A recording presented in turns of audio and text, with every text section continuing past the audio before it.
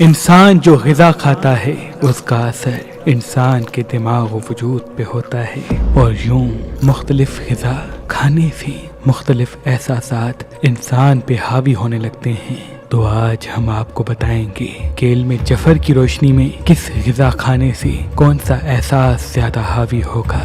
آلو کھانے سے انسان کے وجود میں سستی ابھرتی ہے، کیونکہ علم جفر کی روشنی میں آلو سے سستی کا احساس جڑا ہوتا ہے، اور مچھلی کھانے سے انسان کا دماغ تیز اور انسان چالاک بنتا جاتا ہے۔ بھنڈی کھانے سے انسان میں رشتوں کی قدر پیدا ہوتی ہے، اور بکرے کا گوشت کھانے سے انسان کی عمر دراز ہوتی ہے اور مردانہ قوت برقرار رہتی ہے، اور انسان دیر سے بوڑھا ہوتا ہے۔ بڑا گوشت کھانے سے انسان کا دماغ پست ہوتا ہے اور یوں چالاکی و ہوشیاری کم ہونے لگتی ہے۔ مرغی یا کسی پرندے کا گوشت کھانے سے انسان کے خیالات آزاد ہونے لگتے ہیں، اور اس طرح وہ یہ چاہتا ہے کہ اس کی بات کو زیادہ سنا جائے، مانا جائے۔ مرچ اور تیکھی چیزیں کھانے سے انسان میں غصے کے احساسات ابھرتے ہیں، اور یوں انسان جوشیلا ہوتا جاتا ہے۔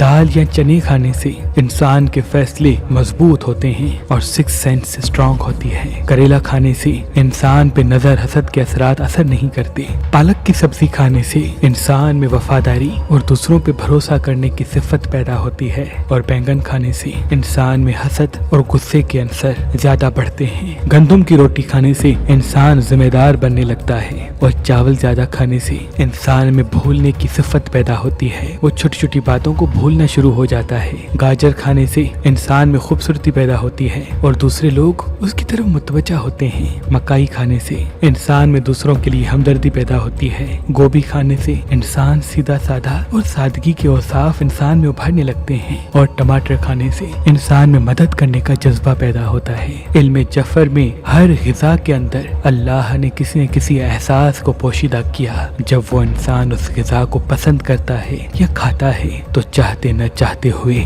وہ احساس بھی اس کے وجود میں سما جاتا ہے، اور یوں احساسات کی الجھن میں انسان کے فیصلے الگ الگ راہ کی طرف جانے لگتے ہیں۔